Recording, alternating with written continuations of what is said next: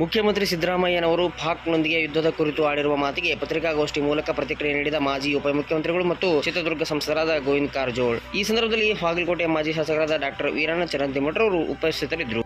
ಪಹಲ್ಗಾಮ್ನಲ್ಲಿ ನಡೆದ 26 ಜನ ಅಮಾಯಕರ ಬಲಿ ತಗೊಂಡಂತ ಉಗ್ರಗಾಮಿಗಳ ಬಗ್ಗೆ ಸಿದ್ದರಾಮಯ್ಯನವರು ಸಹಾನುಭೂತಿಯಿಂದ ಮಾತನಾಡ್ತಾ ಇದ್ದಾರೆ. ಸಿದ್ದರಾಮಯ್ಯನವರಿಗೆ ದೇಶದ ಏಕತೆ ಐಕ್ಯತೆ ಬಗ್ಗೆ ಇರ್ತಕ್ಕಂಥ ಕಳಕಳಿ ಕಾಳಜಿ ಎಷ್ಟು ಅನ್ನೋದು ಅವ್ರ ಸ್ಟೇಟ್ಮೆಂಟ್ ನಿಂದ ಗೊತ್ತಾಗ್ತದೆ. ಅವ್ರಿಗಿರೋದು ಒಂದೇ ಕಳಕಳಿ ಕಾಳಜಿ, ವೋಟ್ ಬ್ಯಾಂಕ್ ರಾಜಕಾರಣದ ಕಳಕಳಿ ಕಾಳಜಿ ಬಿಟ್ರೆ ಬೇರೆ ಯಾವುದೇ ಕಳಕಳಿ ಕಾಳಜಿ ಸಿದ್ದರಾಮಯ್ಯನವ್ರಿಗೆ. ನರೇಂದ್ರ ಮೋದಿಜಿಯವರ ಮನ್ ಕಿ ಬಾತ್ ಕಾರ್ಯಕ್ರಮದ ನೇರ ಪ್ರಸಾರವನ್ನು ಇಂದು ವಿಜಯಪುರ ಭಾರತೀಯ ಜನತಾ ಪಾರ್ಟಿ ಜಿಲ್ಲಾ ಕಾರ್ಯಾಲಯದಲ್ಲಿ ಜಿಲ್ಲಾ ಅಧ್ಯಕ್ಷರು ಹಾಗೂ ಪದಾಧಿಕಾರಿಗಳೊಂದಿಗೆ ಉಮೇಶ್ ಕಾರಜೋಳ ಅವರು ವೀಕ್ಷಣೆ ಮಾಡಿದರು. ಬಾಗಲಕೋಟೆ ಜಿಲ್ಲೆಯ ಪೊಲೀಸರಿಂದ ಜಿಲ್ಲೆಯ ವಿವಿಧ ಗ್ರಾಮಗಳಲ್ಲಿ ಗ್ರಾಮ ಸಭೆ ಮಾಡಿ ಅಹವಾಲುಗಳನ್ನು ಸ್ವೀಕರಿಸಿ ಗ್ರಾಮ ವಾಸ್ತವ್ಯವನ್ನು ಮಾಡಲಾಯಿತು. ನಂತರ ಗ್ರಾಮಗಳಲ್ಲಿ ಪೊಲೀಸರಿಗೆ ಅಥವಾ ಪೊಲೀಸ್ ಠಾಣೆ ಅಂದರೆ ಭಯ ಬೀಳದಂತೆ ಗ್ರಾಮ ವಾಸ್ತವ್ಯವನ್ನು ಮಾಡುವ ಮೂಲಕ ಸ್ನೇಹಮಯಿ ಪೊಲೀಸ್ ಠಾಣೆಗಳನ್ನು ಮಾಡುವ ನಿಟ್ಟಿನಲ್ಲಿ ಜನರಿಗೆ ತಿಳುವಳಿಕೆಯನ್ನು ಹೇಳುವಂತಹ ಮೂಲಕ ಅಥವಾ ಜನರ ಸಂಪರ್ಕವನ್ನು ಮಾಡುವ ಮೂಲಕ ಜನರಲ್ಲಿ ಅವೇರ್ನೆಸ್ಸನ್ನು ಉಂಟು ಮಾಡುವಂತಹ ಒಂದು ಉದ್ದೇಶದಿಂದ ಪೊಲೀಸರು ಗ್ರಾಮ ವಾಸ್ತವ್ಯವನ್ನು ಮಾಡಿದರು.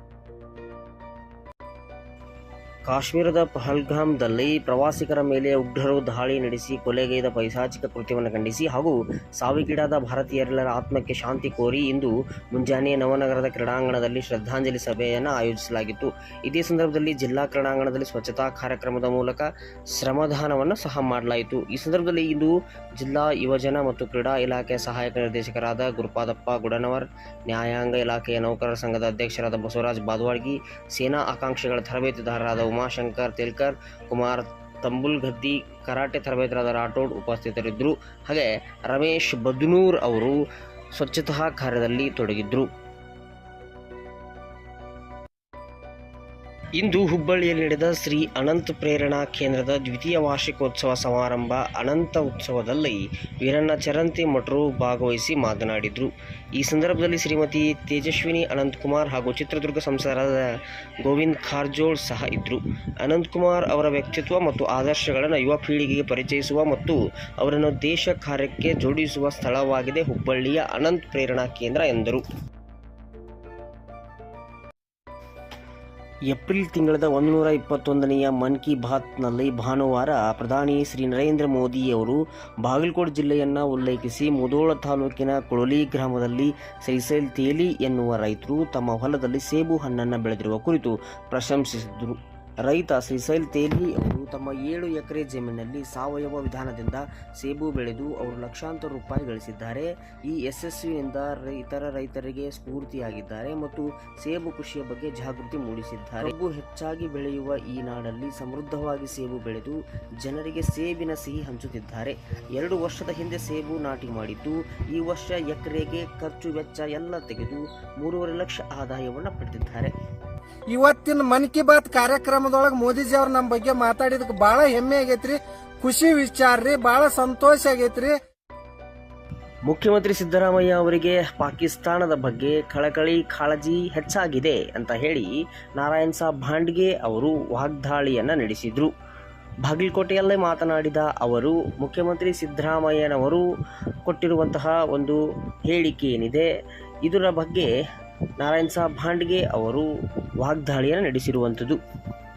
ಇಂಥ ದೇಶದ್ರೋಹಿಗಳಿಗೆ ಬೆಂಬಲ ಕೊಡ್ತಕ್ಕಂಥ, ಹಿಂದೂ ಸಮಾಜವನ್ನು ಒಡೆಯತಕ್ಕಂಥ, ಇದಕ್ಕೆ ಬೆಂಬಲ ಕೊಡ್ತಕ್ಕಂಥ ರಾಜಕೀಯ ನಾಯಕರಿಗೆ, ಅದು ಯಾವುದೇ ರಾಜಕೀಯ ಪಕ್ಷದಲ್ಲಿ ಇರಲಿ, ಇಂಥವ್ರಿಗೂ ಸಹಿತ ನಾವು ಮೆಚ್ಚಿರ್ತಕ್ಕಂಥ ಕೆಲಸ ಮಾಡಬೇಕು.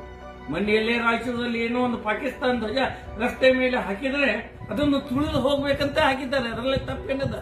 ನಮ್ಮ ಶತ್ರು ರಾಷ್ಟ್ರ 26 ಜನರನ್ನು ಕೊಲೆ ಮಾಡಿದಂತಹ, ಕುಮ್ಮಕ್ಕ ಕೊಡ್ತಕ್ಕಂಥ ಆ ಶತ್ರು ರಾಷ್ಟ್ರದ ಧ್ವಜವನ್ನು ತುಳಿಲಾರ್ದ ಅದ್ರ ತಲೆ ಮ್ಯಾಗ ಇಟ್ಕೋಬೇಕು, ಅಡ್ಡಾಡ್ಬೇಕಾ?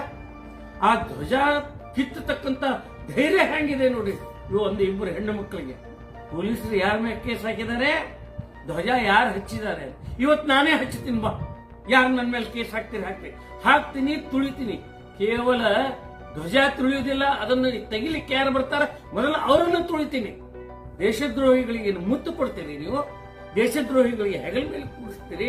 ಇಂತಹ ನಾಲಾಯಕ ಜನರು ಮೊದಲು ನಮ್ಮ ಹಿಂದೂ ಸಮಾಜದಲ್ಲಿ ಇರ್ತಕ್ಕಂಥ ಈ ಹೇಡಿ ಜನ ಏನಿದ್ದಾರೆ ಇಂಥವ್ರಿಗೆ ಬೆಟ್ಟಬೇಕು.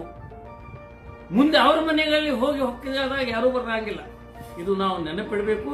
ಈ ದೇಶದ ಪ್ರಜಾಸತ್ತಾತ್ಮಕ ಉಳಿಬೇಕು, ಈ ದೇಶದ ಸಂವಿಧಾನ ಉಳಿಬೇಕಂತಂದ್ರೆ ಹಿಂದೂಗಳು ಗಟ್ಟಿಯಾಗಿ ಇದ್ದಾಗ ಮಾತ್ರ ಈ ದೇಶ ಉಳಿತದೆ. ಆವಾಗ ಮಾತ್ರ ಜೆಡಿಎಸ್ ಇರ್ತದೆ, ಬಿಜೆಪಿನೂ ಇರ್ತದೆ, ಕಾಂಗ್ರೆಸ್ ಇರ್ತದೆ. ಇಲ್ಲಿಕಂತಂದ್ರೆ ಯಾವುದೂ ಉಳಿಲಿಲ್ಲ. ಸಿದ್ದರಾಮಯ್ಯನವರಿಗೆ ನೆನಪು ಮಾಡಿಕೊಡ್ತೀನಿ, ನಿಮ್ಮ ರಾಷ್ಟ್ರೀಯ ಅಧ್ಯಕ್ಷ ಖರ್ಗೆ ಅವರ ಮನೆಗೆ ಬೆಂಕಿ ಹಚ್ಚಿದವರು ಯಾರು? ಅವ್ಗ ಮತ್ತು ತಂಗಿಗೆ ಸುಟ್ಟವರು ಯಾರು? ಇದೇ ಮುಸಲ್ಮಾನರು, ಇದೇ ರಜಾಕರು, ಇದೇ ಟೆರರಿಸ್ಟರು. ನಾಚಿಕೆ ಆಗುವುದಿಲ್ಲ? ಯುದ್ಧ ಮಾಡಬಾರದು ಅಂತ ಹೇಳ್ತಾ ಇದ್ದೀರಿ. ವಿಶ್ವಗುರು ಬಸವಣ್ಣನವರ ಬದುಕು, ಚಿಂತನೆ ಹಾಗೂ ಸಂದೇಶಗಳನ್ನು ವ್ಯಾಪಕವಾಗಿ ಪ್ರಚುರಪಡಿಸಲು ನಮ್ಮ ಸರ್ಕಾರ ತೀರ್ಮಾನಿಸಿದೆ ಅಂತ ಹೇಳಿ ವಿಜಯಾನಂದ ಕಾಶ್ಯಪ್ನವರು ಮಾತನಾಡಿರುವಂಥದ್ದು. ಬಸವಣ್ಣನವರ ಜಯಂತಿ ಅಂಗವಾಗಿ ಇದೇ ಏಪ್ರಿಲ್ 29 ಮತ್ತು 30ರಂದು ಬಾಗಲಕೋಟೆ ಜಿಲ್ಲೆಯ ಕೂಡಲಸಂಗಮದಲ್ಲಿ ಅನುಭವ ಮಂಟಪ ಬಸವಾದಿ ಶರಣರ ವೈಭವ ಕಾರ್ಯಕ್ರಮ ಹಮ್ಮಿಕೊಳ್ಳಲಾಗಿದೆ ಅಂತ ಹೇಳಿ ವಿಜಯಾನಂದ ಕಾಶ್ಯಪ್ನವರು ಮಾತನಾಡಿರುವಂಥದ್ದು. ವಿಶ್ವಗುರು ಅಣ್ಣ ಬಸವಣ್ಣನವರ ಒಂದು ಜಯಂತ್ಯೋತ್ಸವದ ಅಂಗವಾಗಿ ಕರ್ನಾಟಕ ಸರ್ಕಾರ, ಕನ್ನಡ ಮತ್ತು ಸಂಸ್ಕೃತಿ ಇಲಾಖೆ, ಜಿಲ್ಲಾಡಳಿತ ಬಾಗಲಕೋಟ್ ಹಾಗೂ ಕೂಡಲ ಸಂಗಮ ಪ್ರಾಧಿಕಾರ ಮಂಡಳಿಯ ಅಡಿಯಲ್ಲಿ ನಡೆಯುತ್ತಿರುವಂತಹ ಏಪ್ರಿಲ್ 29, 30ರಂದು ಅನುಭವ ಮಂಟಪದ ಬಸವಾದಿ ಶರಣರ ವೈಭವದ ಒಂದು ಉತ್ಸವ. ಪ್ರಥಮ ಬಾರಿಗೆ ಇವತ್ತು ಪವಿತ್ರವಾದ ಕೂಡಲ ಸಂಗಮ ನಮ್ಮ ಮಾನ್ಯ ಮುಖ್ಯಮಂತ್ರಿಗಳಂತಹ ಸನ್ಮಾನ್ಯ ಸಿದ್ದರಾಮಯ್ಯನವರು ವಿಶೇಷವಾದ ಬಸವಾದಿ ಶರಣರ ವೈಭವ ಕಾರ್ಯಕ್ರಮವನ್ನ ಇವತ್ತು ನಮಗೆಲ್ಲರಿಗೂ ನಡಿಬೇಕು ಅನ್ನುವ ಉದ್ದೇಶದಿಂದ ಈ ಕಾರ್ಯಕ್ರಮವನ್ನು ಇವತ್ತು ಹಮ್ಮಿಕೊಳ್ಳಲಾಗಿದೆ.